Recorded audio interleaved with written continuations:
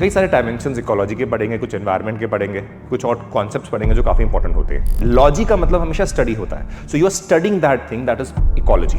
तो पॉपुलेशन क्या है? वो बेसिकली इंडिविजुअल्स हो गए, चाहे हम हो गए, पॉपुलेशन ऑफ एनिमल्स हो गया, पॉपुलेशन ऑफ कोई और प्रजाति हो गया, उसकी पॉपुलेशन की बात हो रही है। आसपास जो भी आपके है, चाहे वो बायोटिक हो चाहे वो एबायोटिक हो।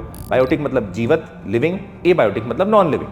कोई भी चीज आपके सराउंडिंग में है वो एनवायरनमेंट है आपका। ऊपर लेटेस्ट से लार्ज फिश है तो कितना नंबर है उसका, तो हम जानते हैं कि जो प्राइमरी प्रोड्यूसर्स होंगे वो रिलेटिवली ज्यादा नंबर में होंगे। किस तरीके से नाइट्रोजन जो है आपके एटमॉस्फेयर से लेके, लिविंग ऑर्गेनिज्म से लेके आपके अलग अलग प्रोसेसेस जो चल रहे हैं तो उसका पार्ट है और कैसे घूमती रहती है।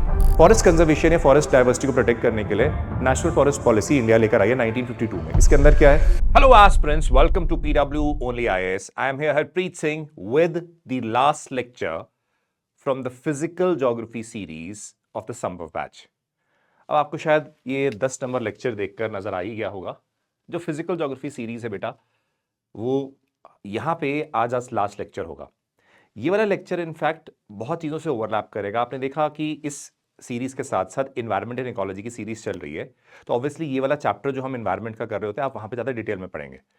इस वजह से इसको मद्देनजर रखते हुए जो ये टॉपिक मैं करा रहा हूँ आज, ये मेजरली एनसीईआरटी पे फोकस ज़्यादा है, क्योंकि ब्रॉडली बाकी चीज़ें भी आप पढ़ेंगे, but what is exact requirement of UPSC from the NCERT perspective also, वो भी मैं यहाँ पे प्रॉपर्ली इस टॉपिक को कवर कराऊंगा। लास्ट लेक्चर है, इस वजह से एक बहुत अच्छा समय भी बीता आप लोगों के साथ जो संभव बैच में दिखते हैं। आप लोगों को चीज़ें अच्छी भी लगी, मैंने आपके कमेंट्स भी रीड करे। अगर आपको लेक्चर भी अच्छा लगा तो आप जरूर रीड करिएगा इसको और कमेंट करके बताइएगा कि कैसे आपको लेक्चर लगा है। और we always love when we hear the comments from you. इसी के साथ साथ याद रखिए और बहुत सारे इनिशिएटिव साथ साथ आते रहेंगे चैनल में, आप उसको देखिए, उसको लर्न करिए, बेस्ट यूटिलाइज करिए। देखिए ये एक विजन है पीडब्ल्यू की, जिसके अंतर्गत संभव बैच आप लोगों के लिए चल रहा है, जो फ्री ऑफ कॉस्ट कंप्लीटली है, जो बेस्ट क्वालिटी एजुकेशन आपको मिल रही है। सो आज जो हम है थोड़ा इन्वायरमेंटल एंगल, थोड़ा बायोजोग्राफिकल एंगल जो है इस चैप्टर में देखेंगे, जो कि लेक्चर नंबर 11 है, 10 है। प्लीज याद रखिएगा। इसी के साथ साथ पैरेलल में आपकी सीरीज चल रही है इन्वायरमेंट एंड इकोलॉजी की, उसमें इसी चीज को आप और डिटेल में पढ़ते हो। यहां पे हम एनसीईआरटी सेंट्रिक से भी देखते हैं कि क्या इंपॉर्टेंट है। चलिए, UPSC foundation course crash courses 2026 के चल रहे हैं, सृजन प्रीलिम्स इंग्लिश में और हिंदी में भी, दैट इज फॉर 2099। 2 इयर्स के कोर्स भी अवेलेबल हैं, ये पेड बैचेस हैं, जैसे कि आप यूट्यूब में देख रहे हैं उसी तरीके से पेड बैचेस भी अवेलेबल हैं आपके। संकल्प इंग्लिश में, संकल्प हिंदी में, पिनिकल बैच इंग्लिश में, कंप्लीटली इंग्लिश में होता है ये, फॉर 13,499। ये 2 साल का कोर्स है जिसमें आपको प्रीलिम्स, मेंस एंड इंटरव्यू तक की कॉम्प्रिहेंसिव प्रिपरेशन कराई जाती है। फिर 3 इयर्स का 2028 का है, ये प्रारंभ बैच है जो कि फ्लैगशिप कोर्स है पीडब्ल्यू का, जो स्पेशली कॉलेज स्टूडेंट्स के लिए है जो अर्ली प्रिपरेशन करना चाहते हैं। तो देखिए यहाँ पे it is for 13,999 rupees. So please याद रखिए ये पेड बैचेस हैं जो कॉम्प्रिहेंसिव प्रिपरेशन कराते हैं आपको सिविल सर्विसेज प्रिपरेशन की, एग्जामिनेशन की। So this is the QR code where you can find my Telegram account, जहां पे बहुत सारी PDFs with respect to geography, anthropology option और साथ ही साथ सोसाइटी एंड सोशल जस्टिस की आपको साथ में मिलेंगी। This is my Instagram account, you can connect me on this also. चलिए, अब सवाल आता है फटाफट टॉपिक से। कई सारे डायमेंशंस इकोलॉजी के पढ़ेंगे, कुछ एनवायरनमेंट के पढ़ेंगे, कुछ और कॉन्सेप्ट्स पढ़ेंगे जो काफी इंपॉर्टेंट होते हैं। जल्दी देखिए। चलिए, when I talk about ecology, ecology होता क्या है? देखिए, ecology is defined as the scientific study of the relationship of living organisms with each other and with their environment. यानी कि कोई भी ऑर्गेनिज्म जो एनवायरनमेंट में रह रहा है उसका एक दूसरे के साथ कैसा रिलेशनशिप है और एनवायरनमेंट के साथ क्या रिलेशनशिप है, वो यहां पे बताया जा रहा है। अब देखिए, ये कॉइन किसने करा है? एक व्यक्ति है अर्नेस्ट हैकेल। ये सवाल बार बार कई बार एग्जामिनेशंस, खासकर पीसीएस एग्जामिनेशंस में भी आ रखा है, तो इसलिए इंपॉर्टेंट है ये नाम। अर्नेस्ट हैकेल ने 1869 में ये वर्ड इकोलॉजी को कॉइन करा था। अब ये कॉइन कहां से हुआ है? अगेन, इको वर्ड है, इकोइस से निकला है, जिसका मतलब होता है होम या स्टेट। लॉजी का मतलब होता है स्टडी, यानी कि एक रीजन में जब आप स्टडी कर रहे हो, आप देख रहे हो कि किस तरीके से लिविंग ऑर्गेनिजम्स का एक दूसरे के साथ रिलेशनशिप है और इसी के साथ साथ बाकी एनवायरमेंटल फीचर्स के साथ कैसे रिलेशनशिप है। इसको लॉजी का मतलब हमेशा स्टडी होता है, so you are studying that thing, that is ecology. Clear? चलिए, अब आता है एम्फेसिस। अब देखिए, हम लोगों की चीज समझनी पड़ेगी। इकोलॉजी के अंदर आप बाय डिफॉल्ट जब पढ़ते हैं, जब इन्वायरमेंट के साथ रिलेशनशिप पढ़ रहे हैं, तो ऑब्वियसली आप साथ साथ लिविंग, नॉन लिविंग या बायोटिक, ए बायोटिक के रिलेशनशिप भी पढ़ रहे हैं। अब यहां पे बड़ी इंपॉर्टेंट चीज आती है। देखिए, the emphasis is on the relationship between the biotic and abiotic components जब हम इकोलॉजी पढ़ते हैं। अब इकोलॉजी के अंदर देखिए काफी लेवल्स हैं, लेवल ऑफ इकोलॉजिकल इंटरेक्शन। देखो ये चीजें जो डेफिनेशंस है लिखी गई हैं बहुत इंपॉर्टेंट इसलिए है क्योंकि यूपीएससी के अंदर काफी बार पूछ लिया जाता है और बच्चे ना इसका जवाब नहीं दे पाते, ठीक है। तो इसको बहुत ध्यान से देखिए। सबसे बेसिक लेवल में, सबसे छोटे लेवल में बोला गया है ऑर्गेनिज्म, एक व्यक्ति, ऑर्गेनिज्म क्या है? इंडिविजुअल लिविंग एंटिटी, तो बेसिक यूनिट ऑफ स्टडी है। यानी कि अगर हम लिविंग बींग्स की बात कर रहे हैं या कोई भी ऑर्गेनिज्म की बात कर रहे हैं, जैसे अपनी बात ले लेते हैं, किसी जानवर की बात ले लेते हैं, एक ऑर्गेनिज्म, वो एक बेसिक यूनिट ऑफ स्टडी हो गया। उसके बाद आता है पॉपुलेशन। अब पॉपुलेशन का मतलब है ग्रुप ऑफ इंडिविजुअल्स, कुछ set of people, group of individuals of the same species occupying a particular area at a particular time and capable of breeding.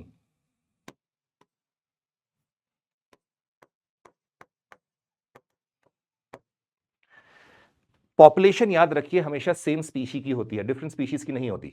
तो पॉपुलेशन क्या है? वो बेसिकली इंडिविजुअल्स हो गए, चाहे हम हो गए, पॉपुलेशन ऑफ एनिमल्स हो गया, पॉपुलेशन ऑफ कोई और प्रजाति हो गया, उसकी पॉपुलेशन की बात हो रही है। जो अब सेम स्पीशी है तो इसका मतलब एक दूसरे के साथ ब्रीड करके बच्चे पैदा कर सकते हैं, दैट इज पॉपुलेशन।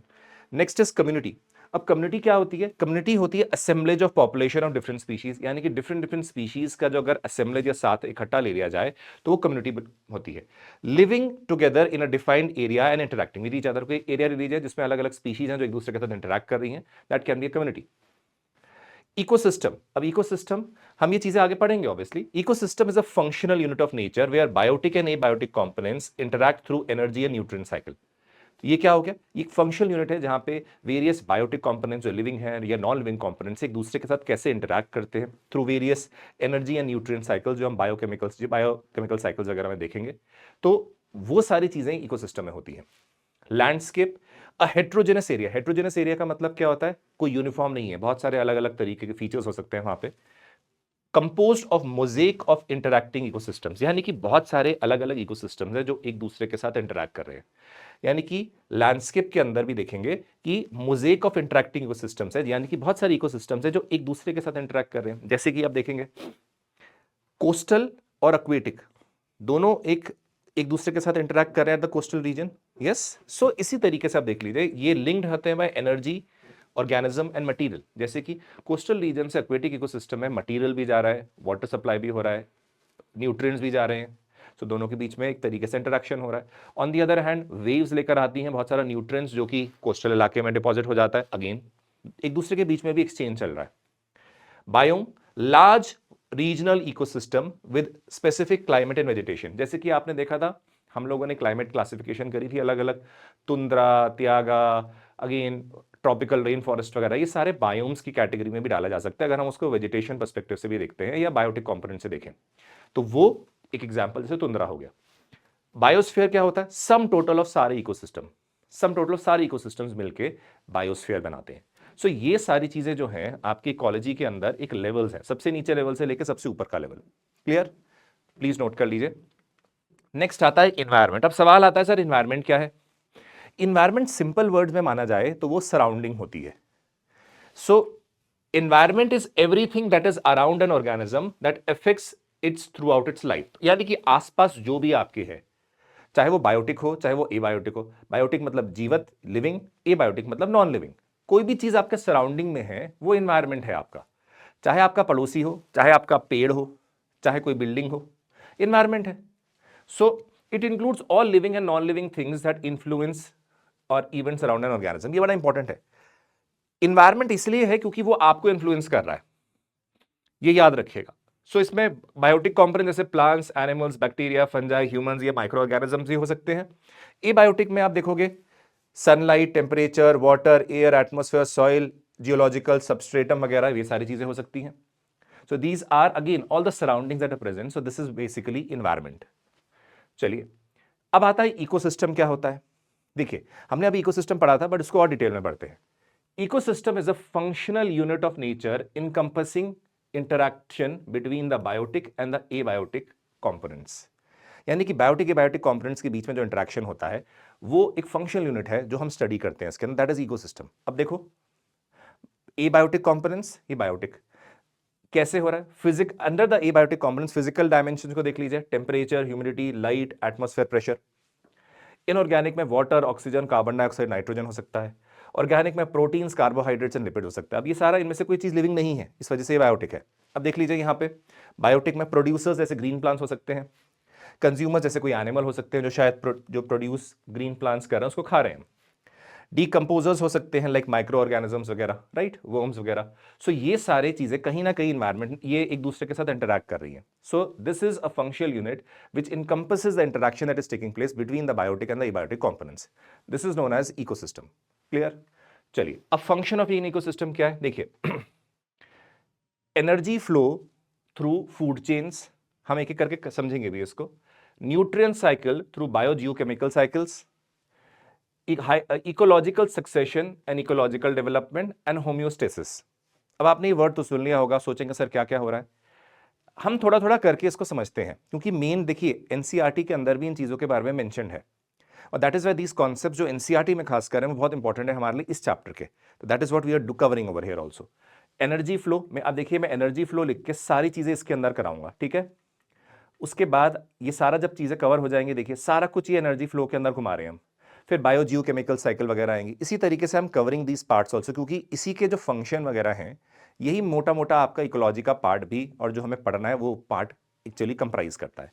तो देखिए energy flow, let us take energy flow. अब एनर्जी फ्लो ऑब्वियसली आप जानते हैं कि कैसे अलग अलग लेवल्स में फ्लो ऑफ एनर्जी होता है। Flow of let's say material हो सकता है, कैसे हो सकता है, इन सब चीजों के बारे में हम देखते हैं कि कौन किसको खा रहा है, कुछ खा रहा है तो एनर्जी मिल रही है। So these things are basically going to be studied here. जब तक ये टॉपिक खत्म होगा you will be understanding it.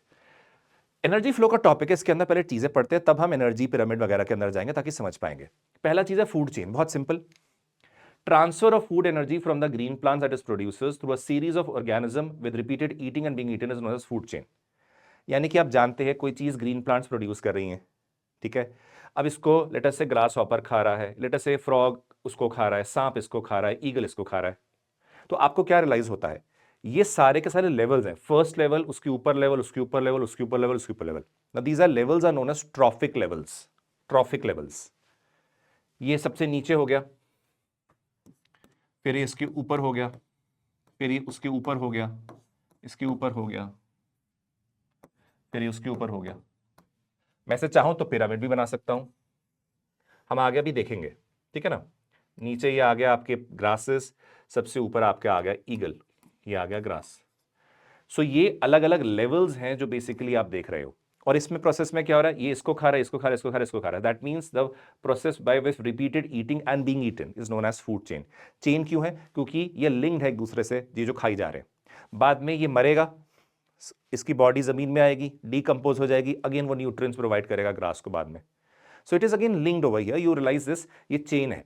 Next, अब देखिए कुछ चीज समझ लेते हैं, दो वर्ड्स हैं बड़ा इंपॉर्टेंट है, gross primary productivity and net primary productivity. कुछ वर्ड्स होते हैं जो एग्जामिनेशन में इंपॉर्टेंट होते हैं, कुछ एनसीईआरटीज में भी मेंशन है, that is why I picked up दो specific words. Total rate at which green plants produce, let us mention here, green plants produce, और लेट अस से ग्रीन प्लांट्स प्रोड्यूसर्स लिखा हुआ है तो ग्रीन प्लांट्स ब्रैकेट में लिख लो यहां पे 2 मिनट के लिए। Capture solar energy and store it. आप जानते हैं through the mechanism of photosynthesis. Solar energy I, solar energy को कैप्चर करा, उसको फोटोसिंथेसिस के द्वारा कन्वर्ट करा गया। अब इसलिए आप देखिएगा अब वो एनर्जी जो कैप्चर हो रही है उनको फोटोसिंथेसिस में मदद करेगी, ठीक है। अब फोटोसिंथेसिस में मदद करेगी तो ये तो ठीक है, बट आप एक चीज समझ लीजिए कि ये प्रोडक्टिविटी का मतलब होता है कि जितनी एनर्जी रिसीव हो रही है वो एनर्जी कितनी कैप्चर हो रही है और कितनी स्टोर हो रही है। उस टोटल एनर्जी या टोटल अमाउंट को हम एक तरीके से रेट में बोलते हैं, जिसको ग्रॉस प्राइमरी प्रोडक्टिविटी बोली जाती है। बट इसमें से आप जानते हैं कि सारी चीज तो अवेलेबल नहीं होगी जो इसको खाएगा घास को। क्यों? क्योंकि कुछ चीजें तो रेस्पिरेशन वगैरह एक्टिविटीज में भी इन्वॉल्व होगी, मेटाबॉलिक एक्टिविटीज में भी प्लांट में इन्वॉल्व होगी। तो एक्चुअली जो अवेलेबल होगी, अमाउंट ऑफ एनर्जी जो अवेलेबल होगी, वो नेट प्राइमरी प्रोडक्टिविटी होती है। That is remaining energy from the gross primary productivity which has been utilised by respiration. So यानी कि एक तरीके से देख सकते हो, net primary productivity is equal to gross primary productivity minus energy required for respiration, energy required for respiration, और metabolism भी लिख सकते हो, respiration / metabolism। ये फॉर्मूला है एक तरीके से, इसको समझ लीजिएगा।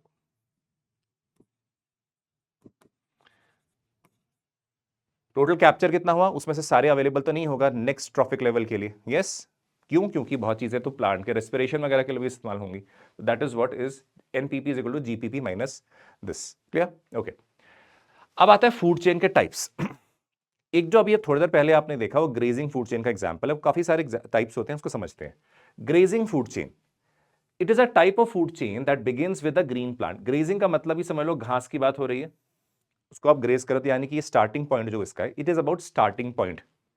यहां पे हम ग्रीन प्लांट से स्टार्ट कर रहे हैं, सो it is grazing as the primary producers and involve herbivores that consume the plants as primary consumers। तो यानी कि इसका मतलब ये है कि यहां पे ग्रास लेवल से हम स्टार्ट करते हैं कि ग्रास प्राइमरी प्रोड्यूस है कर रही है, वहां उसके बाद अलग अलग अलग स्टेजेस में कोई ना कोई कंज्यूम करी जा रहा है, राइट, कंज्यूम करी जा रहा है। So this is known as a grazing food chain, जो कि हम ऑलरेडी करा है। अब आप देखो जो दूसरे टाइप की फूड चेन है वो समझना पड़ेगा आपको, एक्वेटिक फूड चेन। अब ये एक्वेटिक फूड चेन देखिए वो फूड चेन है जो आपके पॉन्ड्स, लेक्स, ओशन, सीज के अंदर मिलती है। Clear, it is not aquatic does not mean over here that is confined to the ocean and seas, नहीं, पॉन्ड्स में भी होगा, लेक्स में भी होगा। So here the energy and nutrients are transferred from an organism to another through feeding and interactions in the aquatic ecosystem.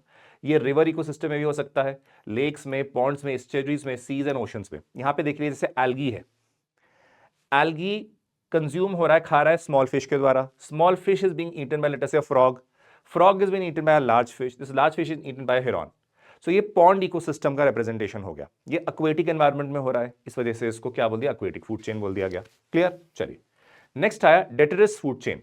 अब डेटरस food chain का मतलब होता है कि जो बिगिनिंग पॉइंट है वो है जहां पे डेड रिमेन्स पड़े हुए हैं किसी जानवर के, किसी प्लांट वगैरह के, तो डेटरस।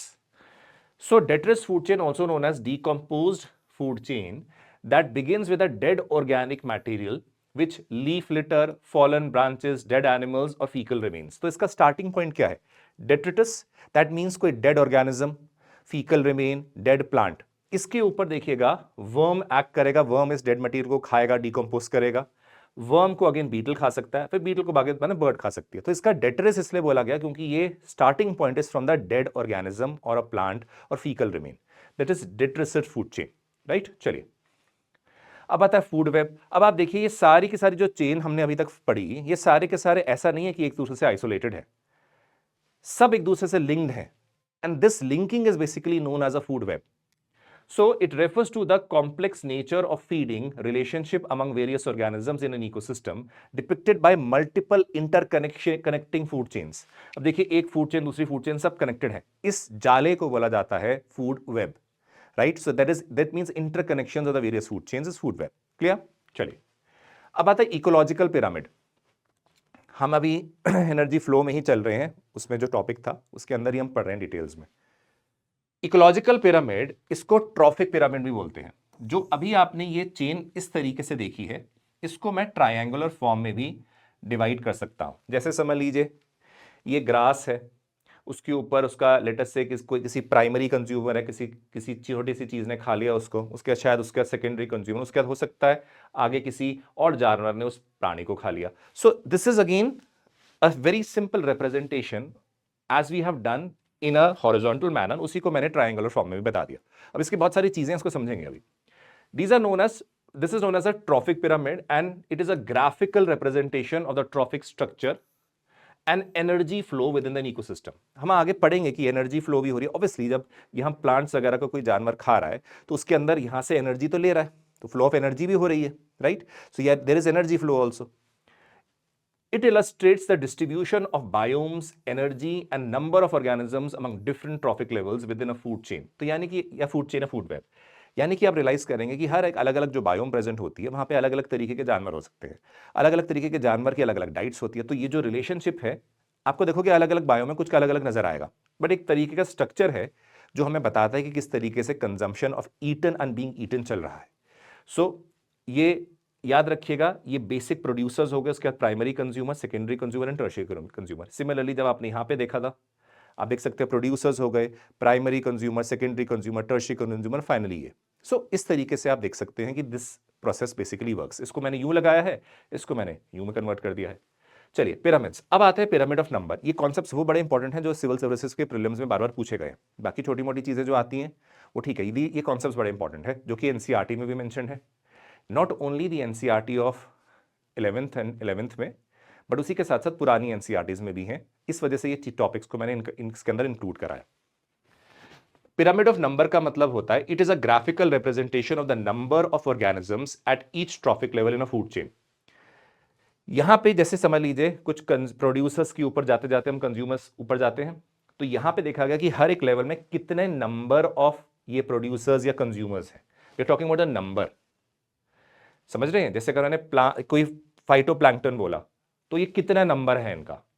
ऊपर लेटेस से लार्ज फिश है तो कितना नंबर है उसका। तो हम जानते हैं कि जो प्राइमरी प्रोड्यूसर्स होंगे वो रिलेटिवली ज्यादा नंबर में होंगे, क्योंकि जो ऊपर वाले जो फिश होगी वो तो बहुत ज्यादा क्वांटिटी में चीजें खाएगी, तो एक फाइटोप्लैंक्टन तो नहीं खाएगी। इसका मतलब जो प्राइमरी प्रोड्यूसर्स का नंबर होना चाहिए वो रिलेटिवली ज्यादा होना चाहिए। Again depending upon the situation also ज्यादा होना चाहिए। धीरे धीरे ऊपर जाते हो तो नंबर कम भी होता रहता है, बट ये वेरी करता है अलग अलग इकोसिस्टम्स में, वो हम देखेंगे। Pyramid of number is a graphical representation of the number of organisms eight each trophic level. कितने ऑर्गेनिजम्स हर एक ट्रॉफिक लेवल में लाए करते हैं वो पिरामिड ऑफ नंबर बताता है। अब इसके टाइप है, पहला टाइप है अपराइट पिरामिड। इसमें बेस बड़ा है और ऊपर जाते जाते छोटा होता है।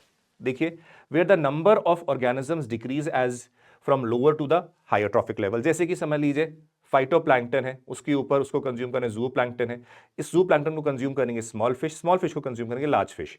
तो आप देखिए लार्ज फिश ऑब्वियसली बहुत सारी फिश खाएगी, ये छोटी फिश बहुत सारे जू प्लैंक्टन खाएगी, ये जू प्लैंक्टन फाइटोप्लैंक्टन खा रहे हैं। तो इस तरीके से आप देखिए कि ये नंबर कम हो रहा है। तो ये पिरामिड बेस में बड़ा है और ऊपर छोटा है, इसको कहते हैं अपराइट पिरामिड, जैसे कि ग्रासलैंड इकोसिस्टम में आपने देखा है। नेक्स्ट आता है इन्वर्टेड पिरामिड। इन्वर्टेड पिरामिड में देखिए उल्टा हो सकता है जब पैरासाइट्स का केस आता है, पैरासाइटिक फूड चेन। देखिए here the number of organism increase at higher trophic level. Let us say parasites का केस समझ लीजिए, इसमें नीचे ओक ट्री है जो प्रोड्यूसर है, ओक ट्री तो कम ही होगा, एक ही है, उसमें बहुत सारी बर्ड्स रहती हैं, बर्ड्स के ऊपर बहुत सारी लाइस रहती हैं, नंबर ज्यादा बढ़ जाएगा, और उनके अंदर बहुत सारे एसोसिएटेड बैक्टीरिया एंड फंजाई होते हैं। सो ये नंबर जो है वो उल्टा हो गया। So this is known as inverted pyramid.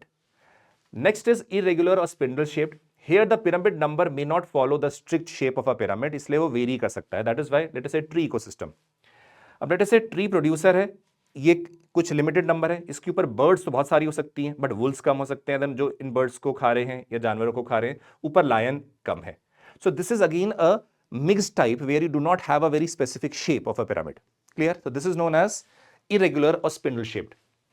Next आता है पिरामिड ऑफ बायोमास। अब बायोमास का बड़ा इंटरेस्टिंग कॉन्सेप्ट है, समझ लीजिए। हमने जो पिछले में पिरामिड ऑफ नंबर देखा था उसमें नंबर था कितने सारे with in that particular tree में है, या वो कितनी सारी बर्ड्स हैं, उसको काउंट कर रहे हैं। बट यहां पे biomass is a very interesting concept, जिसका मतलब है geographical representation of the relationship between the biomass, that is total dry weight of an organism. Total dry weight of an organism at different trophic level with in an ecosystem. ये generally जो major होता है ये grams पर metre square में होता है, यानी कि कितना ग्राम्स पर यूनिट एरिया में प्रेजेंट है। In this method individual at each trophic level is weighed instead of being counted, यानी कि आप वे कर रहे हो काउंट करने की जगह। टाइप्स अपराइट पिरामिड हो सकता है, जैसे कि प्लांट्स बहुत सारे हैं, जो इस प्लांट्स का टोटल वेट देखिए ना, अगर जितना डियर खा रहा है उसके जो टोटल प्लांट्स देखोगे, प्लांट्स तो ज्यादा होंगे। अब लेट अस से पूरा ग्रासलैंड की कोई इलाका है जहां पे बहुत सारी ग्रास वगैरह है, वहां डियर है, और मैं पूरे ग्रास को इकट्ठा कर लूं और उसका वेट करूं और डियर का वेट इकट्ठा करूं जितनी है, तो आप देखोगे ग्रास के नंबर बहुत ज्यादा, तो वेट ओवरऑल ज्यादा आ जाएगा पर यूनिट एरिया में। उसी तरीके से चीता तो कम होगा। सो प्लांट्स ज्यादा है, वेट डियर का बायोमास थोड़ा कम है, चीता का कम है, क्योंकि इनका एक तरीके से देख लीजिए ओवरऑल जो चीतास अवेलेबल होंगे उनका वेट जो होगा वो कम है in comparison to total weight of the plants. Similarly ये इन्वर्टेड भी हो सकता है, जैसे फाइटोप्लैंक्टन का जो बायोमास है बहुत कम है, जू प्लैंक्टन का थोड़ा ज्यादा, स्मॉल फिश का ज्यादा, लार्ज फिश का बहुत ज्यादा। So that means it is inverted here. So in this case what do you realise that pyramid of biomass can be normal shaped, that means upright also and it can be inverted also. So दोनों में हो सकता है। So एक चीज याद रखिएगा, pyramid of number can be upright, it can be inverted, it can be spindle shaped या varying shape में। उसी तरीके से जो बायोमास, पिरामिड ऑफ बायोमास होता है, वो भी अपराइट हो सकता है, वो भी इन्वर्टेड हो सकता है, depending upon the ecosystem. But अब इंपॉर्टेंट थिंग है pyramid of energy. Pyramid of energy हमेशा अपराइट होता है, हमेशा अपराइट होता है। क्यों, हम समझेंगे इसको। It indicates how much energy is required in the next trophic level. Pyramid of energy is always upright. देखिए, एक ना रूल है जिसको हम या लॉ बोलते हैं, लिंडमैन्स 10% रूल।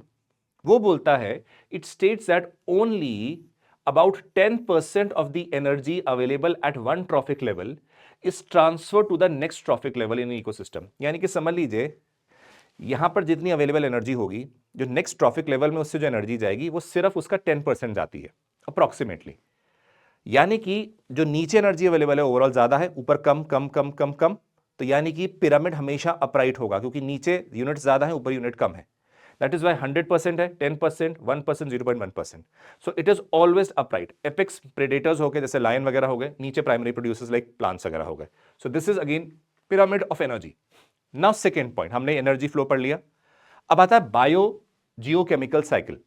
ये वाला पार्ट आपकी एनसीईआरटी में एक्सप्लेन्ड है काफी अच्छी तरीके से, और इस वजह से मैं इसको काफी डिटेल में भी ले रहा हूं।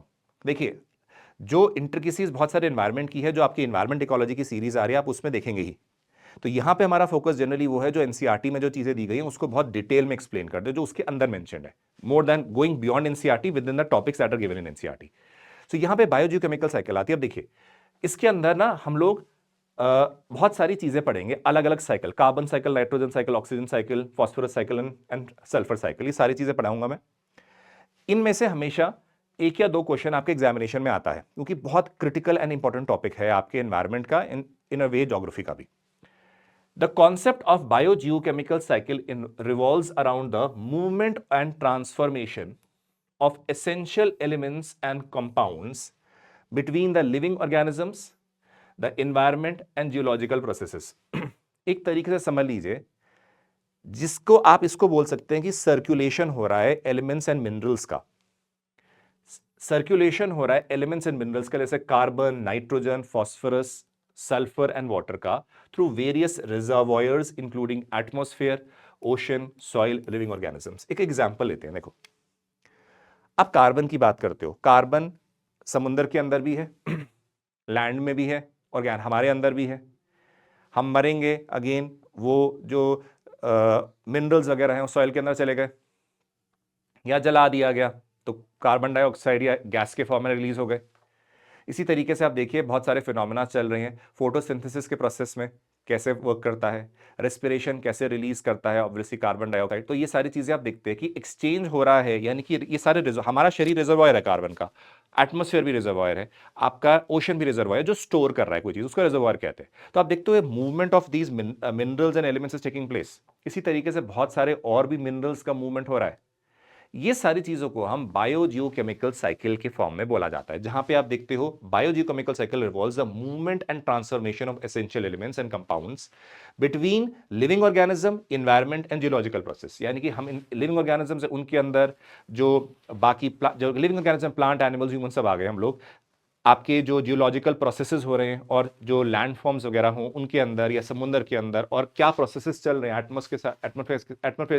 एटमॉस्फेयर के साथ भी एक्सचेंज हो रहे हैं। तो ये सारी साइकिल चल रही है, जिस साइकिल में एक्सचेंज हो रही है मिनरल्स, जो हम देखेंगे अभी। तो इसको बोला जाता है बायोजियोकेमिकल साइकिल। इसके अंदर एक चीज समझ में आती है, ये इंटरकनेक्शन बता रहा है बायोलॉजिकल, जियोलॉजिकल और केमिकल प्रोसेसेस का इन साइकिल्स के अंदर, ताकि हर चीज कनेक्टेड है।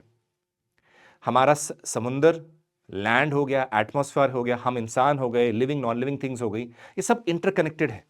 और कैसे मिनरल्स फ्लो करते हैं, जब आप साइकिल्स देखोगे आपको समझ में आएगा। कंपोनेंट्स, कुछ चीजें हैं जो आपको पता होना चाहिए, जैसे कि रिजर्वॉयर या pool, a place where a particular element और कंपाउंड स्टोर्ड। जैसे मैं हूं, मेरे अंदर कार्बन भी है, तो I am a store, I am a reservoir. Ocean भी रिजर्वॉयर है, एटमॉस्फेयर भी रिजर्वॉयर है, क्योंकि वहां पर भी कार्बन है। पाथवेज या fluxes, the movement of elements और कंपाउंड्स बिटवीन डिफरेंट रिजर्वॉयर्स। जैसे कि हमने देखा एक वुड है, उसके अंदर कार्बन है, हमने उसे जला दिया, उसके फॉर्म में आप देखिएगा कार्बन डाइऑक्साइड, कार्बन मोनोऑक्साइड भी रिलीज हो गई। तो यानी कि वो रिजर्वॉयर जो था वो चेंज होकर इंटरैक्ट करके एटमॉस्फेयर में चला गया कार्बन। तो that is what pathways, interaction between the various reservoirs. Exchange process, जिस प्रोसेस के द्वारा हो रहा है, जैसे अभी मैंने जलाया वो क्या है, combustion, it is a process. Geochemical process such as weathering, erosion and sedimentation, जो हमने लैंडफॉर्म फॉर्मेशन में करी थी, ये सारे प्रोसेसेस भी होते हैं। लास्ट में एंथ्रोपोजेनिक इन्फ्लुएंसेस, जो हमारा इंटरवेंशन है, हम अगर जंगल में आग जला रहे हैं, हम एमिशंस कर रहे हैं थ्रू पॉल्यूशन, सो वो क्या है, हमारा रोल है, हम कर रहे हैं उसमें कंट्रीब्यूशन, ठीक है, तो that is anthropogenic influence. Types of biogeochemical cycle is, first is carbon cycle, nitrogen cycle and oxygen cycle, ये गैसियस फॉर्म में है। सो ये गैसियस साइकिल्स हो गई। अब ये है सेडिमेंट्री साइकिल्स, जो फास्फोरस एंड सल्फर अब जनरली हम देखते हैं क्रिस्टल वगैरह, लेयर्स वगैरह में भी प्रेजेंट होते हैं और सेडिमेंट्स में भी प्रेजेंट होते हैं, so that is why this is known as sedimentary cycle से एसोसिएशन है इनका। अब देखिए कार्बन साइकिल क्या होती है, हल्का सा मैंने रिप्रेजेंटेशन दे रखा है through a diagram. Carbon cycle is a complex biogeochemical process that involves the movement of carbon from various reservoirs। यानी कि सिंपल हर एक साइकिल में यही लिखना है आपको कि ये साइकिल में जो कार्बन है मूव कर रही है अक्रॉस एटमॉस्फेयर, बायोस्फेयर या हाइड्रोस्फेयर। अब यहाँ पे देखिएगा अलग अलग प्रोसेसेस चल रहे हैं, जैसे समझ लीजिए प्लांट है, फोटोसिंथेसिस करता है, ऑक्सीजन वगैरह रिलीज हो रहा होता है। अब अगेन देखिए कार्बन डाइऑक्साइड ये यूज करता है यस ताकि ऑक्सीजन रिलीज हो सके फोटोसिंथेसिस के द्वारा। रेस्पिरेशन में भी ये कार्बन डाइऑक्साइड रिलीज करते हैं। अब ये जानवरों को चाहिए क्या, ऑक्सीजन, रिस्पायर ये भी कार्बन डाइऑक्साइड करते हैं, बाद में मर जाएंगे तो अगेन डीकंपोज होंगे, डिके होंगे, सो ये फिनोमेना जो है चलता रहेगा। इंसान पोल्यूशन भी करता है, जो कि आप देखते हो कुछ चीज बर्न कर रहा है तो कार्बन गैसेस जो है वो रिलीज हो रही हैं। So we'll see how this is basically happening. So it is basically a process through which human beings, living organisms, environment, water bodies and the land, ये सारी चीजें एक दूसरे के साथ इंटरैक्ट कर रही है या घुमा रही है कार्बन को। देखो रिजर्वॉयर क्या क्या है इसमें, atmosphere contains carbon dioxide and CH4 methane. Terrestrial biosphere, plants, soil and organisms के अंदर भी कार्बन होता है। ओशन में dissolved carbon and carbon dioxide भी प्रेजेंट होता है। जियोस्फीयर यानी कि carbon stored rock, sediments and fossil, so ये सारे क्या हैं, एक तरीके से रिजर्वॉयर्स हैं। अब यहां पे देख लीजिए टेरेस्ट्रियल बायोस्फीयर में हम भी आ जाते हैं, इंसानों के अंदर भी कार्बन है। प्रोसेस क्या चल रहा है, फोटोसिंथेसिस। फोटोसिंथेसिस से क्या होगा, कार्बन डाइऑक्साइड ऑर्गेनिक कार्बन में कन्वर्ट हो रही है, यानी कि गैसियस फॉर्म से एक रिजर्वॉयर चेंज हो रहा है। Respiration, release of carbon dioxide into the atmosphere. Decomposition से breakdown of the dead organic matter और कार्बन डाइऑक्साइड रिलीज हो रही है, अगेन रिजर्वॉयर चेंज हो रहा है पाथवेज के द्वारा। कंबशन की वजह से बर्निंग ऑफ फॉसिल फ्यूल से कार्बन डाइऑक्साइड अगेन रिलीज हो रही है। वेदरिंग से आप देखते हो कि केमिकल एंड फिजिकल वेदरिंग, यानी कि जिन रॉक्स वगैरह के अंदर one of the constituent carbon है वो फर्दर ब्रेकडाउन हो रहा है, एंड देन अगेन आप रियलाइज कर सकते हैं कि रिलीज ऑफ स्टोर्ड कार्बन हो सकता है किसी के साथ केमिकल रिएक्शन करके, कुछ और रिएक्शंस फॉर्म, प्रोडक्ट फॉर्म हो सकता है। देन कम्स योर एक्सचेंजेस, किसके बीच में एक्सचेंज हो रहा है, atmosphere and biosphere. Biosphere basically includes a living component, ठीक है ना। बायोस्फीयर एंड एटमॉस्फेयर के बीच में एक्सचेंज हो रहा है थ्रू कैसे, रेस्पिरेशन एंड फोटोसिंथेसिस के द्वारा, भी पढ़ा हमने। एटमॉस्फेयर एंड ओशन के बीच में एक्सचेंज कैसे हो रहा है, photosynthesis and oceanic outgassing. Oceanic outgassing का मतलब होता है कि ओशन के द्वारा भी रिलीज करी जाती है गैसेस जब वो सैचुरेट हो जाए, तो that is what known as oceanic out gases. Biosphere, geosphere में डिकम्पोजिशन, न्यूट्रिएंट साइक्लिंग हो रही है, उसके द्वारा हो रहा है। जियोस्फीयर एटमॉस्फेयर एक्सचेंज में वोल्केनिक करप्शन हो रहा है, आपके कार्बोनेशन के प्रोसेसेस चल रहे हैं, उसके द्वारा भी एक्सचेंज हो रहा है। नेक्स्ट आ जाइए नाइट्रोजन साइकिल। अब नाइट्रोजन साइकिल में भी सेम चीज है जैसे कार्बन साइकिल में थी, किस तरीके से नाइट्रोजन जो है आपके एटमॉस्फेयर से लेके, लिविंग ऑर्गेनिज्म से लेके आपके अलग अलग प्रोसेसेस जो चल रहे हो तो उसका पार्ट है और कैसे घूमती रहती है, ठीक है। अब देखिए रिजर्वॉयर, एटमॉस्फेयर में 78% नाइट्रोजन है, सॉइल में अबंडेंट नाइट्रोजन कंपाउंड्स है। लिविंग ऑर्गेनिजम्स अगर आप देखेंगे essential for protein and nucleic acid है, तो सबके अंदर है। हमारा बेसिक यूनिट ऑफ जो लाइफ है वो अगेन अमीनो एसिड्स होते हैं, वो भी प्रोटीन होता है। ओशंस के अंदर dissolved organic and inorganic nitrogen present होता है। अब इंपॉर्टेंट चीज है ये प्रोसेसेस, ये एग्जामिनेशन में बार बार पूछे जाते हैं, तो समझ लीजिए कि करके। नाइट्रोजन फिक्सेशन, ये क्या प्रोसेस है, nitrogen gas in the atmosphere is converted to ammonia. Nitrogen gas को अमोनिया में कन्वर्ट करा जाता है, और ammonium ions by nitrogen fixation bacteria, जिनके पास एक एंजाइम होता है नाइट्रोजिनेज, यानी कि ये बैक्टीरिया नाइट्रोजन गैस को अमोनिया या अमोनियम आयंस में कन्वर्ट करते हैं, जिनके अंदर एक एंजाइम होता है जिसको बोलते हैं नाइट्रोजिनेज। सो ये बड़ा इंपॉर्टेंट प्रोसेस है, ये पूछा जा सकता है एग्जामिनेशन में कि क्या है ये। नेक्स्ट होता है नाइट्रिफिकेशन। नाइट्रिफिकेशन इसमें क्या होता है, जो अमोनियम आयंस अभी हमने देखा, ammonium ions produced by nitrogen fixation और is released from the organic matter are converted to nitrate ions, यानी कि इस प्रोसेस में नाइट्रेट आयंस में कन्वर्जन होता है। Through oxidation reaction by the nitrifying bacteria. पहले में क्या हुआ था, नाइट्रोजन गैस को अमोनिया या अमोनियम आयन में कन्वर्ट करा गया, that is nitrogen fixation. Nitrification is ammonium ion को कन्वर्ट करा गया नाइट्रेट आयन में थ्रू नाइट्रीफाइंग बैक्टीरिया, इसको कहते हैं nitrification. Then is assimilation, plants and other organisms take up the nitrate and ammonium ion from the soil or water and incorporate nitrogen into organic molecule like proteins। ये इस process के अंदर plants और बाकी organism इसको absorb कर लेते हैं अंदर, this is known as assimilation. Next is ammonification, organic nitrogen compounds like protein from the dead plants and animal matter are converted into ammonium ions by the decomposer organisms like bacteria and fungi। अब जो आदमी मर गया या जानवर मर गया या प्लांट मर गया, वो मरा है, उस पे क्या होगा, ऑर्गेनिक नाइट्रोजन कंपाउंड जो यानी कि प्रोटीन प्रेजेंट है, वो अब देखिए क्या होगा, वो कन्वर्ट होगा अमोनियम आयन के अंदर through the decomposer organisms like bacteria and fungi. तो वापस अमोनियम आयन दोबारा से आपको सॉइल में मिल गया, जो इंसान मरा या जानवर मरा या प्लांट मरा। So these are very very important concepts जो आपको किताबों में मिलते हैं, बहुत कम है, इसलिए प्लीज इनको ध्यान से समझ लीजिएगा, क्योंकि इन्हीं के ऊपर एक या दो क्वेश्चन आते हैं कि नाइट्रिफिकेशन क्या है, एसिमिलेशन क्या है, अमोनिफिकेशन क्या है, नाइट्रोजन फिक्सेशन क्या है, लोगों को पता ही नहीं होता। लास्ट में आता है denitrification, a microbial process through which nitrate is reduced to nitrogen gas or gaseous nitrogen compounds to like nitrogen oxide by denitrifying bacteria under anaerobic condition। lack of oxygen है, यहां पे अब दोबारा से कन्वर्ट करके नाइट्रोजन गैस में convert करा जा रहा है, this is known as denitrification. बहुत क्रिटिकल है ये जानना।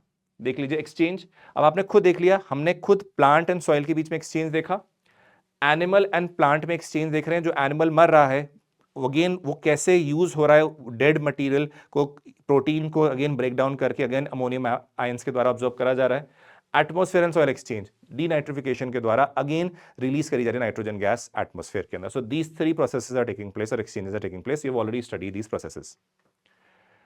नेक्स्ट इज ऑक्सीजन साइकिल, सबसे सिंपलेस्ट है। अब ऑक्सीजन देखिए सारे कंपाउंड में प्रेजेंट है, हवा में भी प्रेजेंट है, आपके अंदर भी प्रेजेंट है, पानी के अंदर भी प्रेजेंट है। कैसे ये अलग अलग कंपाउंड्स के फॉर्म में घूमता भी रहता है। जैसे फेरिक ऑक्साइड देखते हैं, उसमें आयरन एंड ऑक्सीजन कंबाइंड है।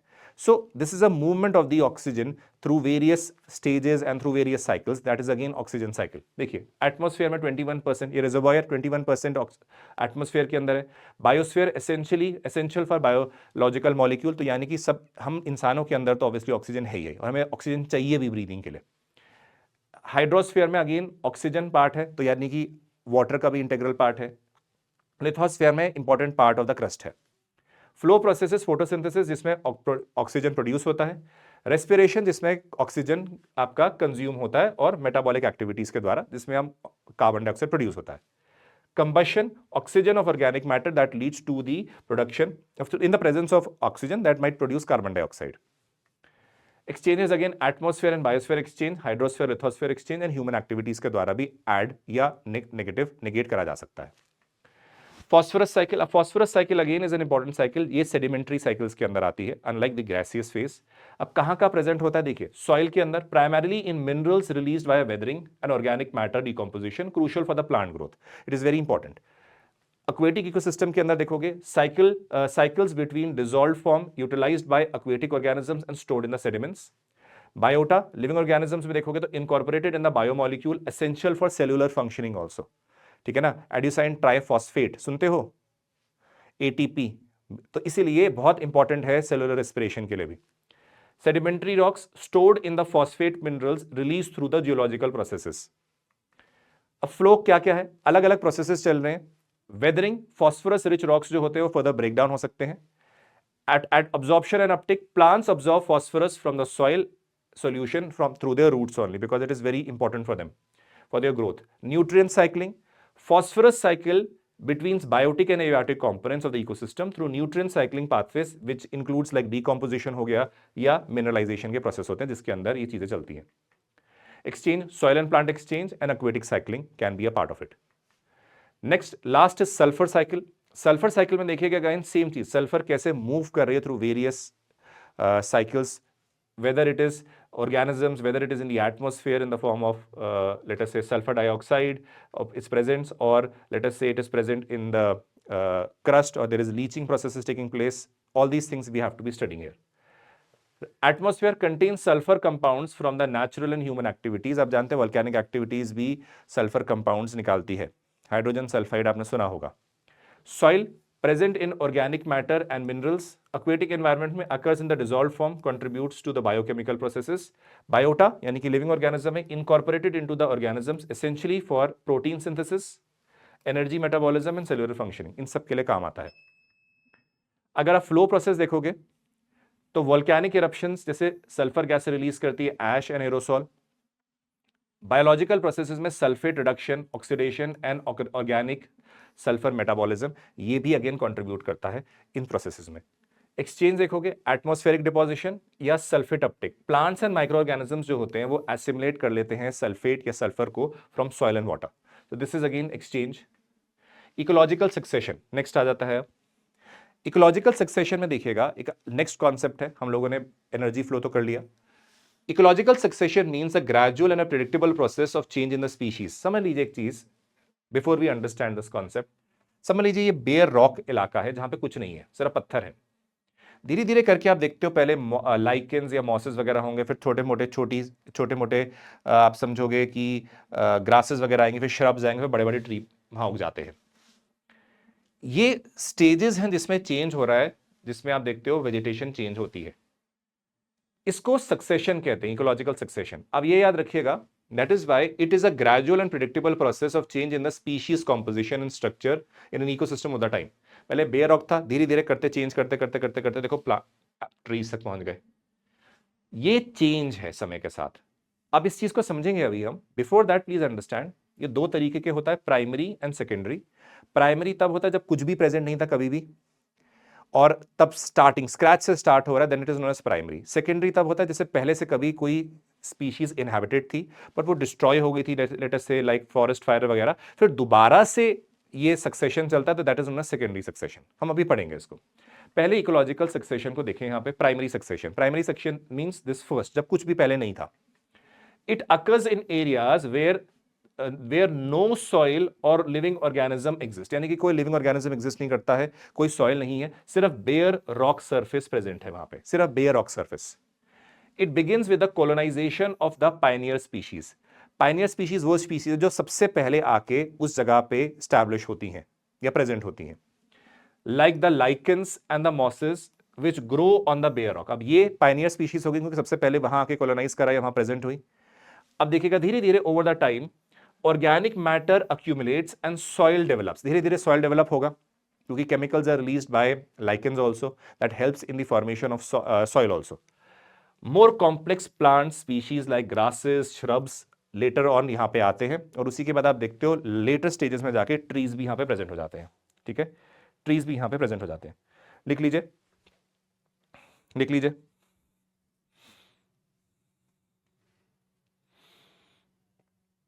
ओके, सो यहां पे देखिएगा eventually trees in the later stages. अब लास्ट में देखिएगा एक स्टेज पहुंचती है जब ये चेंजेस हो ही जा रहे हैं बार बार. पहले लाइकेंस वगैरह, मॉसेस वगैरह आए, फिर धीरे धीरे करके थोड़ी ग्रासेस आई, फिर श्रब्स आई, फिर छोटे ट्री आए, फिर बड़े ट्री आए. एक स्टेज पहुंचती है जब, जो एक स्टेज तक पहुंचती है जब स्टेबलाइजेशन आ जाती है. Eventually a stable and a diverse community known as climax community forms. Climax community means कि वो स्टेज जब अब जो वेजिटेशन आपकी डाइवर्स प्रेजेंट है वो स्टेबल है. अब बहुत रैपिड चेंजेस इस तरीके से या चेंजेस नहीं होंगे क्योंकि वो स्टेबल पोजीशन में पहुंच चुकी है. So that is known as climax community. Clear? Secondary succession, it occurs in areas where soil and some vegetation remains intact after a disturbance such as forest fire या flood. यानी कि secondary succession वो है जहां पे पहले कभी primary succession रहा होगा और वहां पे लेटर से बड़े ट्री हैं, वहां आग लग गई, लेटर से यहां ट्रीज में सब आग लग गई, देखो आग लग गई, खत्म हो गया सब कुछ. अब दोबारा से जब सक्सेशन स्टार्ट होता है बिल्कुल इनिशियल स्टेज से, तो उसको बोला जाता है सेकेंडरी सक्सेशन, क्योंकि यहां पे पहले से एक टाइम पे कोई ना कोई वेजिटेशन प्रेजेंट थी, यहां पे कुछ नहीं था, तो that is known as primary succession. This is known as secondary succession. ठीक है, चलिए. So this begins with the reestablishment of the plant and animal. Reestablishment क्यों? क्योंकि पहले था, इस वजह से रीएस्टैब्लिश हो रहा है in an area that was previously inhabited. Next comes the topic of biodiversity. Again, I am taking up those topics which are present in the NCERTs because again, environment and ecology का chapter आप जानते हैं, Is series is again going on. So I'm taking those critical points which are important for the NCERT which have been mentioned. Biodiversity देखेंगे, it refers to the vast variety of life found in a particular area encompassing plants, animals, fungi and microorganisms. तो यानी कि किसी भी area में जो vast number की जो डाइवर्सिटी प्रेजेंट होती है लाइफ फॉर्म की, चाहे वो प्लांट्स हो, एनिमल्स हो, फंजाई, माइक्रोऑर्गेनिजम्स हो, उसको बायोडाइवर्सिटी कहते हैं. अब एक वर्ड आता है biogeography. Biogeography refers to the study of the distribution of the species and ecosystem across geographical space and time. ये होता है बायोजोग्राफी. ये है कि क्या क्या वेराइटी ऑफ लाइफ जो प्रेजेंट है अलग अलग फॉर्म में, ये स्टडी है कि कैसे कैसे डिस्ट्रीब्यूटेड है वो. क्लियर? चलिए, अब बायोडाइवर्सिटी हम लोगों ने देख लीजिए, अगेन सेम चीज, हल्का सा एक वही डेफिनेशन है, मैंने हल्का सा दिखा दिया जेनेटिक. अब बायोडाइवर्सिटी को अगर देखना है तो 3 तरीके की होती है: genetic biodiversity, species biodiversity and ecosystem biodiversity. ठीक है, अब बायोडाइवर्सिटी के टाइप्स हैं, उसको समझ लेते हैं. What is genetic biodiversity? Refers to the variations in the genes within a species. एक स्पीशी के अंदर ही क्या वेरिएशन है. देखो, ये समझ लो चूहे हैं, चूहे जैसे ही हैं. अभी चूहे थोड़े थोड़े अलग हैं, कलर वाला अलग है, तो यानी कि स्पीशी सेम है बट इसमें कुछ वेरिएशंस हैं. तो अब देखो, this refers to the variations in a gene within a species, एक ही स्पीशी के अंदर. This diversity is seen in different genetic composition individual poses which leads to the variation in appearance, behaviour and resilience. यानी कि जैसे समझ लीजिए, हम होमोसेपियंस को ले लेते हैं. ठीक है, होमोसेपियंस एक ही स्पीशी है यहां पे, उसके अंदर आप देखो अलग अलग रेसेस प्रेजेंट है. मोंगोलॉइड्स प्रेजेंट है, कॉकोजॉइड प्रेजेंट है, नीग्रोइड्स प्रेजेंट है. सारे अलग अलग रीजन्स के हैं, अलग अलग कलर हो सकता है, अलग अलग हाइट हो सकती है, उनके अलग अलग अडेप्टेशंस है. हो सकता है कुछ जेनेटिक वेरिएशंस होती हैं but within a species है, so that is known as genetic variation. Clear? Next आता है species variation. It refers to the variety of species within a habitat और अ रीजन. एक देखिए ध्यान से, it refers to the different types of species, जो अलग अलग स्पीशीज एक हैबिटेट, एक इलाके में प्रेजेंट है, उनको बोला जाता है स्पीशीज डाइवर्सिटी. अब ये 3 तरीके से ब्रॉडली कैटेगराइज्ड हैं: alpha diversity, beta diversity and gamma diversity. Alpha diversity is species diversity within a single ecosystem और community is at a local scale. यानी कि एक ही इकोसिस्टम के अंदर या एक ही कम्युनिटी के अंदर क्या क्या वेरिएशन इन स्पीशीज हैं, अलग अलग स्पीशीज है, उसको बोला जाता है alpha diversity. Beta diversity is species diversity between 2 different communities और इकोसिस्टम. 2 अलग अलग इकोसिस्टम से कम्युनिटीज ले लो और उनका कंपैरिजन करिए स्पीशीज का, और देखिए कि किसमें क्या क्या प्रेजेंट है. That is known as beta diversity. Next is gamma diversity. Gamma diversity यहां पे देख लीजिए, it is basically referring to multiple ecosystems within a large area. यहां पे एक ही इकोसिस्टम, समझ लो इकोसिस्टम लेते हैं 2 मिनट के लिए, एक ही इकोसिस्टम के अंदर क्या क्या अलग अलग स्पीशीज प्रेजेंट है. बीटा मतलब 2 अलग अलग इकोसिस्टम्स के अंदर क्या क्या स्पीशीज प्रेजेंट है. और मैंने ले लिया एक बहुत सारी इकोसिस्टम्स के अंदर मैं टोटल देखूंगी कितनी सारी अलग अलग स्पीशीज प्रेजेंट है. That is known as gamma. So this is again a gamma जो है और बड़ा व्यू है. ये पूछा गया है एग्जामिनेशन में, ये याद रखिएगा, एग्जामिनेशन में पूछा जा चुका है कि अल्फा बीटा गामा जो है किस चीज से रेफर करता है. That is why please understand, बहुत ब्रीफली, हल्का पुरानी एनसीईआरटीज में इनका वर्ड मेंशन था, तभी आप सोचते ना कहां से सवाल आ गया. This I am using for this particular topic, I am using the NCERT old and new, जिसके अंदर उसके बियॉन्ड नहीं जा रहे हैं इस पर्टिकुलर टॉपिक में, because your environment ecology series is going on, वहां पे और डिटेल में होगा. यहां पे एनसीईआरटी के अंदर जो चीजें हैं ये पूछी गई एग्जाम में, तभी ये बच्चों को पता नहीं होता. सो it is very very critical है. अब आया pattern of biodiversity. Pattern of biodiversity का मतलब है कि बायोडाइवर्सिटी कैसे वेरी करती है अलग अलग रीजन में. देखिए, लैटिट्यूड में as the latitude increases the biodiversity जो है वो डिक्रीज होती है. क्यों? क्योंकि वहां पे एक्सट्रीम्स ऑफ क्लाइमेट है, गर्म इलाकों में बायोडाइवर्सिटी ज्यादा है. So as you move, as one moves, तो यानी कि इक्वेटोरियल रीजन के आसपास बायोडाइवर्सिटी ज्यादा है एंड पोलर में कम है, कह सकते हैं. So as one moves away from the equator,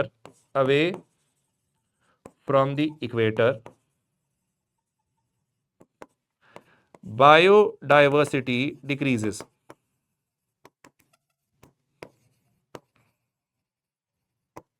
clear? Altitude again, जितना ऊपर जाते रहोगे और हार्शनेस, टेम्परेचर ठंडा होता रहेगा, डिफिकल्ट हो जाएगा सर्वाइवल को. तो यानी कि with increase in altitude with increase in altitude,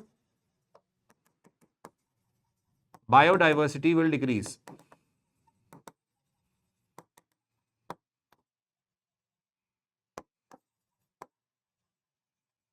size of habitat, अब कीपिंग अदर फैक्टर्स कांस्टेंट, अगर साइज ऑफ हैबिटेट का मतलब कि ज्यादा हैबिटेट बड़ा होगा तो ज्यादा डाइवर्सिटी हो सकती है, बाकी फैक्टर्स को कांस्टेंट रखा है। प्लीज आप मल्टीपल फैक्टर्स को साथ में ले लेते हो तो then situation can be different. I am taking one factor at a time.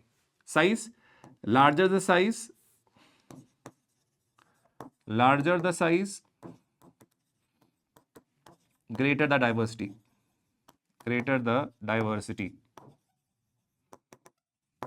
seasons, now please remember seasonal variation is very critical here. Why?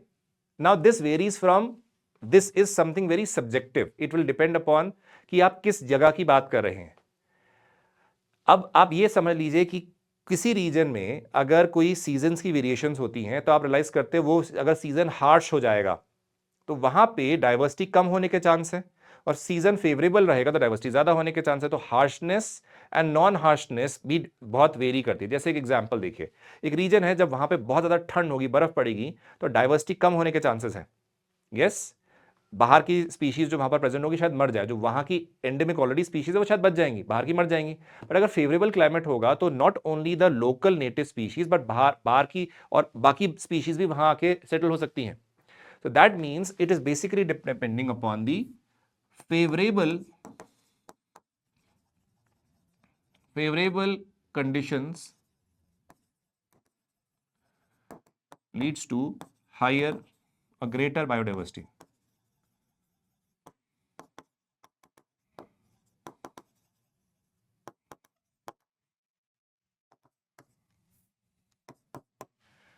Historical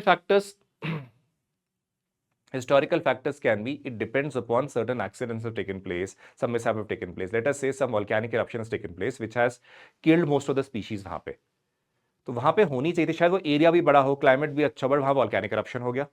so example volcanic eruption कोई पुराने time में हुआ हो, नाउ दिस में decrease the biodiversity. It can also be one more thing, example colonization. अब colonization में आप देखोगे, colonization में जो यूनाइटेड स्टेट्स में आप देखोगे उनके प्लेन्स में बाइसन्स को मारा गया था, killing of bisons in north America. अब व्हाट डज दिस मीन? अब देखिएगा, अगर कोई कॉलोनाइजेशन हो रही है, पुराना फैक्टर, वहां पे उन्होंने वहां की स्पीशीज को मार दिया, प्रेजेंट ही नहीं है अब, जबकि एरिया बड़ा है, सब कुछ है। So it depends upon historical factors also. अब देखिए आइसोलेशन, ना देखो आइसोलेशन अगेन एक रीजन होता है जिसके थ्रू स्पीसीएशन हो सकता है, यानी कि नई स्पीशीज फॉर्म हो सकती हैं। अब डिपेंड करता है सिचुएशन के अंदर। ना आइसोलेशन में लीड टू स्पीसीएशन।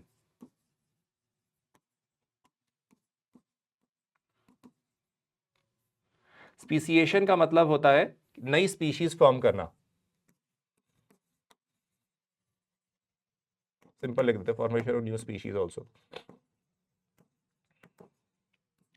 बट एक चीज और है, अगर आप आइसोलेट करते हो तो डाइवर्सिटी जो राइज होनी थी वो नहीं होती, तो it can decrease the diversity with respect to the genetic diversity.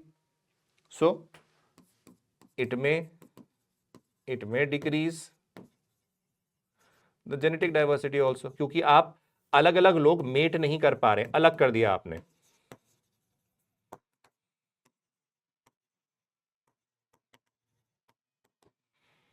ये भी याद रखिएगा, ठीक है। चलिए नेक्स्ट, फंक्शंस क्या है? Ecological function, ecosystem service, scientific and productive, ये चार मेजर माने जाते हैं। इकोसिस्टम स्टेबिलिटी को स्टेबल रखना ताकि सारी चीजें कंपोनेंट्स ठीक तरह से फंक्शन करें, survival of the species. Second ecosystem service, उसके अंदर pollination, climate regulation, nutrient cycling, जो हमने बायोजियोकेमिकल साइकिल देखा वो प्रॉपर्ली चले। Scientific research and education purpose and reservoir of genes है, क्योंकि वहां पे अलग अलग तरीके की स्पीशीज प्रेजेंट है। एंड लास्ट में आता है प्रोडक्टिव, फूड सप्लाई हो रहा है, मेडिसिन का सप्लाई हो रहा है, इंडस्ट्रियल सपोर्ट हो रहा है through various raw material that is provided. So these are the 4 functions of biodiversity as mentioned in the NCERT also. इसको कृपया करके ध्यान से लिख लीजिएगा। नेक्स्ट, बायोडाइवर्सिटी हॉटस्पॉट्स ये अगेन प्रेजेंट है एनसीईआरटी में, इस वजह से मैंने इसको पिक करा है। देखो, these are the regions of high level of species richness and endemism with a substantial human caused concerns। यानी कि ये वो रीजन है जहां पे बहुत डाइवर्स, बहुत सारी स्पीशीज प्रेजेंट है, स्पीशीज काफी रिच अमाउंट में प्रेजेंट है। यहाँ पे एंडेमिक स्पीशीज यानी कि उसी रीजन में जो है वो स्पीशीज प्रेजेंट है, साथ ही साथ यहाँ पे ह्यूमंस का कोई लेट अस से ह्यूमन इंटरवेंशन भी रहा है जिसकी वजह से इसमें डेंजर भी पोज हुआ है। So that is why substantial human cost concerns भी है। तो ये एक बायोडाइवर्सिटी हॉटस्पॉट कहलाया जाता है, क्योंकि अगेन बहुत क्रिटिकल है हमारी बायोडाइवर्सिटी को प्रोटेक्ट करना। तो इसमें अगर बहुत सारी डाइवर्सिटी प्रेजेंट है और वो उसी रीजन में और ह्यूमन का इंटरवेंशन भी हो रहा है तो वो प्रॉब्लम हो सकती है। So that is why these are declared as biodiversity hotspots. इसका क्राइटेरिया क्या है देख लीजिए, एग्जामिनेशन में पूछा भी गया है। A region must contain at least 1500 species of vascular plants as endemic, counting for more than 0.5% of the total world's total। यानी कि कम से कम 1500 स्पीशीज जो प्लांट्स की प्रेजेंट होनी चाहिए, जो एंडेमिक होनी चाहिए, उसी रीजन में हो। दूसरा, must have lost at least 70% of the original habitat और रिटेन्ड ओनली 30% और less of its original natural vegetation. तो ये दो कंडीशन है जिसके अंतर्गत आप देखते हो बायोडाइवर्सिटी हॉटस्पॉट डिक्लेयर करा जा सकता है, क्योंकि यहाँ पे बहुत rapid decline of the diversity हो रहा है और लॉस ऑफ वेजिटेशन हो रहा है और एंडेमिक स्पीशीज का हो रहा है। चलिए, अब इंडिया में अगर देखोगे तो हम बेसिकली एक हिमालयस को डिक्लेयर करते हैं, वेस्टर्न घाट्स को डिक्लेयर कर रखा है, इंडो बर्मा रीजन को डिक्लेयर कर रखा है, सुंडा लैंड है। ये चार आपके बायोडाइवर्सिटी हॉटस्पॉट्स ऑफ इंडिया है। मैंने मैप के साथ यहां डाल रखा है, तो you can note it down. Measures, अब मेजर्स देखिए हम लोग, अब मेजर्स जो मैं ले रहा हूं मैं वो मेजर्स ले रहा हूं जो एनसीईआरटी में मेंशन्ड है। अब ये I am using the NCERTs of little bit of Indian NCERT also and along with it the world also. तो फिजिकल वाली है, तो दोनों देख लेते हैं अलग अलग मेजर्स जो लिए गए हैं। जैसे फॉर एग्जांपल फॉरेस्ट कंजर्वेशन के लिए फॉरेस्ट कंजर्वेशन या फॉरेस्ट डाइवर्सिटी को प्रोटेक्ट करने के लिए नेशनल फॉरेस्ट पॉलिसी इंडिया लेकर आई है 1952 में। इसके अंदर क्या है, bringing 33% of the geographical area under forest cover, maintaining environmental stability, conserving the natural heritage, biological diversity and gene pool. Again same चीज, वही चीजें जो हम बायोडाइवर्सिटी की बात कर रहे हैं। Check the soil erosion, increasing the forest cover. ये पॉलिसी ऑफ 1952 के अंदर है, प्लीज ये याद रखिएगा। Increasing the productivity of forest to make timber, fuel wood, fodder and food available, and checking the massive population, creating a massive people population। and people movement का मतलब होता है कि आप लोगों को जागरूक करें ताकि वो लोग इस चीज के लिए वर्क करें ताकि ये फॉरेस्ट को कंजर्व कर सके, यानी कि बायोडाइवर्सिटी को कंजर्व कर सके। तो this is national forest policy 1952। इसके बाद आया नेशनल फॉरेस्ट पॉलिसी 1988, इंपॉर्टेंट है। इसके ऑब्जेक्टिव थे environment stability, conservation of natural heritage, soil and water conservation, meeting local needs, increase forest and tree cover, tribal and forest dwellers welfare. अब क्या features हैं इसके अंदर ये देख लीजिए। Emphasis on joint forest management, that is local communities को साथ में लेके आप मैनेज करिए फॉरेस्ट को या प्रोटेक्ट करिए, ठीक है। Local communities to communities interaction हो। Maintain forest cover of 33%, 60% in the hills and 20% at least in the plains। Diversion of forest land, इसमें रिस्ट्रिक्शन लगाई गई है। If diversion is necessary then compensatory afforestation होनी चाहिए, यानी कि एक जगह अगर काटे गए हैं पेड़ तो दूसरी जगह उगाओ, compensatory afforestation। Industrial needs, industries must raise their own plantation for raw material, यानी कि जिन इंडस्ट्रीज को पेड़ों की जरूरत है वो अपनी खुद की प्लांटेशन करे और उससे वुड को इस्तेमाल करे।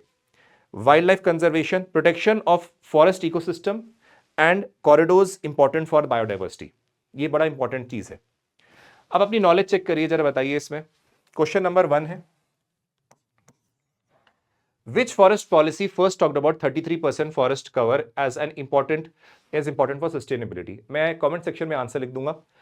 इंडियन फॉरेस्ट पॉलिसी 84, 52, 1988 या फॉरेस्ट राइट्स एक्ट 2006, इसमें से कौन सा आंसर है? You have to tell me in the comment section. ये क्वेश्चन नंबर 1 है। चलिए, इसी में आप देखिए सोशल फॉरेस्ट्री देख लेते हैं, क्योंकि वो वाले मेथड्स हैं जिसके द्वारा बायोडाइवर्सिटी प्रोटेक्ट करने की तरीके करे जा रहे हैं, जिसके द्वारा हम लोग इसको स्टडी करते हैं एनसीईआरटी के अंदर। Social forestry means the management and protection of forest and afforestation on barren land with the purpose of helping environment, social and rural development. अब अगेन सोशल फॉरेस्ट्री मतलब आप ये देखिए कि आप किसी तरीके से एफॉरेस्टेशन भी कर रहे हैं, फॉरेस्ट को मैनेज भी कर रहे हैं, तो एक सोशल मेजर है क्योंकि सोसाइटी के लिए बहुत क्रिटिकल है। तो इसको हमने 3 टाइप्स में डिवाइड करा है। एक है urban forestry, raising and management of trees on public and privately owned land in and around the urban centers. तो यानी कि अर्बन सेंटर्स के आसपास जो इलाकों में प्राइवेट एंड पब्लिक लैंड दोनों में आप ट्रीज उगा रहे हो। याद रखिएगा यहाँ पे प्राइवेटली ओन्ड भी लिखा है, पब्लिक भी है। एग्जामिनेशन में पूछा जा सकता है कि ओनली पब्लिक लैंड, तो गलत होगा, it is privately owned land में भी बोला गया है। Rural forestry, it lays emphasis on the promotion of agro forestry and community forestry के ऊपर। And farm forestry, farmers to grow trees along with the other crops वगैरह for commercial and non commercial purposes के लिए, ताकि वो crops भी grow करे साथ में ट्रीज भी ग्रो करे, तो फार्म फॉरेस्ट्री। नेक्स्ट आता है आप देखिएगा यहां पे अर्बन सोशल फॉरेस्ट्री के अंदर urban forestry, rural forestry and farm forestry. Please ये जो तरीका लिखा हुआ है इसको याद रखिएगा, ये बड़ा इंपॉर्टेंट है, एग्जाम में पूछा भी जा चुका है। तो यानी कि 3 पार्ट्स हैं सोशल फॉरेस्ट्री के, रूरल फॉरेस्ट्री के फर्दर 2 पार्ट हैं। Agro forestry, it combines forestry with agriculture, and community forestry, it raising of trees on public and community land. Again similar theme है बट रूरल इलाके में हो रहा है, ये इंपॉर्टेंट है। अब वाइल्ड लाइफ कंजर्वेशन में आ जाइए। देखिए वाइल्ड लाइफ एक्ट 1972 है, amended in 1991, serves as a primary legal framework for wildlife conservation and protection. इसके 2 मेजर ऑब्जेक्टिव्स हैं, safeguarding the endangered species listed in the act, और साथ ही साथ providing legal support to the conservation areas in the country classified as national park, sanctuaries या closed areas. अब देखिए ये एक्ट को अमेंड करा गया था 1991 के अंदर। This act was amended in 1991, making the punishment more stringent and also make the provisions for protection of the specified plants, species and conservation of endangered species of the wild animals. So यानी कि 91 में amend करने का इसको और strict करा गया, punishment और स्ट्रिक्ट कर दी गई, और ज्यादा स्ट्रिक्टनेस डाला गया ताकि लोग मिसयूज ना करें वाइल्ड लाइफ की, वाइल्ड लाइफ को डिस्ट्रॉय ना करें, या उसको एज अ हेरिटेज की तरह भी प्रोटेक्ट करें। बायोस्फीयर रिजर्व, अब ये दोबारा से इसलिए लिखा गया क्योंकि एनसीईआरटी में बड़ा सिस्टमैटिकली इसके बारे में मेंशन है, तो आपको पता होना चाहिए। Biosphere reserve is a unique and representative ecosystem of terrestrial and coastal areas, which are internationally recognized under the framework of UNESCO's Man and Biosphere program. अब अगेन ये यूनिक मेथड है जिसमें आप टेरेस्ट्रियल एंड कोस्टल इकोसिस्टम को protect करने की कोशिश करते हैं as a whole and totality, और ये बेसिकली मैन एंड बायोस्फीयर एक प्रोग्राम है यूनेस्को का, उसके अंदर आपको रिकग्निशन मिलती है। इनके 3 ऑब्जेक्टिव हैं, ये भी यूपीएससी में पूछा जा चुका है। Conservation of biodiversity and ecosystem, logistics, international network for research and monitoring, development, association of environment with development. यानी कि 3 ये मेन ऑब्जेक्टिव्स हैं इसके, ये याद रखिएगा। नेक्स्ट आता है 3 main zones of the biosphere reserve. देख लीजिए, सबसे अंदर की जो जोन होती है इसको कोर जोन बोला जाता है। Most protected and may contain endemic plants and animals free from human interference, यहां अलाउड नहीं है ह्यूमन इंटरफेरेंस। इसके बाहर एक जोन आती है, इसको बोला जाता है buffer zone. Middle zone activities are managed in this area in way which helps in the protection of the core, includes limited tourism, fishing and grazing। यानी कि यहाँ पे वो एक्टिविटीज होती हैं जो कोर इलाके को मदद करे, एक तरीके से ट्रांजिशन तो वर्ड बाहर है, मतलब बीच की बफर, यानी कि 2 जोन्स के बीच का इलाका है। यह मदद करती है ताकि कोर जोन के अंदर कुछ ज्यादा प्रॉब्लमैटिक सिचुएशन ना अराइज हो, क्योंकि वहां पे बहुत एंडेमिक स्पीशीज प्रेजेंट है। तो यहाँ पे थोड़ा बहुत टूरिज्म वगैरह एक्टिविटीज, थोड़े बहुत फिशिंग, ग्रेजिंग वगैरह या रिसर्च एक्टिविटीज अलाउड है। ट्रांजिशन जोन, ये सबसे आउटर मोस्ट हो गया। अब यहां पे outermost part of the biosphere reserve है, it is zone of cooperation, जहां पे आप देखते हो ह्यूमन एक्टिविटीज हैं, रहने वहने की जगह भी हो सकती हैं, कुछ रिसोर्स भी प्रेजेंट हो सकती हैं, तो ये चीजें भी प्रेजेंट होती हैं। तो these are again the various zones of biosphere reserve. अगर आप इंडिया में देखोगे काफी सारे बायोस्फीयर रिजर्व हैं, ठीक है। Cold desert in Himachal Pradesh, Nanda Devi Uttarakhand, Kanchenjunga Sikkim, Dihang Dibang Andhra Pradesh, Dibru Saikhowa Assam, Manas Assam, Nokrek Meghalaya, Sundarban west Bengal, Similipal Orissa, then you have Achakmankantak Madhya Pradesh and Chhattisgarh, then you have Shechalam in Andhra Pradesh, you have Gulf of Mannar here, you have Great Andaman, then you have Agastyamalai in Kerala and Tamil Nadu, you have Nilgiri in Tamil Nadu, Kerala and Karnataka, you have Panchmari in Madhya Pradesh, Run of Kutch in Gujarat and Panna in Madhya Pradesh. These are the biosphere reserves. So ये NCERT centric हमें जो cover करना था, we have done it. Again, please, along with this, follow the environment and ecology section, that is lectures which are going on in this. So with this, I come to the end of the physical geography series. We'll be coming with such initiatives, even more different types of videos in the coming time. और इसको कृपया करके ध्यान से देखिए, use करिए, समझिए, ताकि इसका बेस्ट यूटिलाइजेशन कर सके। मेरी साइड से अगर आपको लेक्चर अच्छा लगा हो तो आप रेटिंग्स नीचे दीजिए कि कैसा लगा है आपको, या कैसा इंजॉय करा आपको, या कैसे आपको अच्छा लगा है। तो आपके comments constructive as well as improving के लिए हमें भी मदद करेगा। कृपया करके कमेंट सेक्शन में बताइए आपको कैसा लगा, and hopefully use this content really very well, and all the best for you for your examinations. Take care and Jai Hind.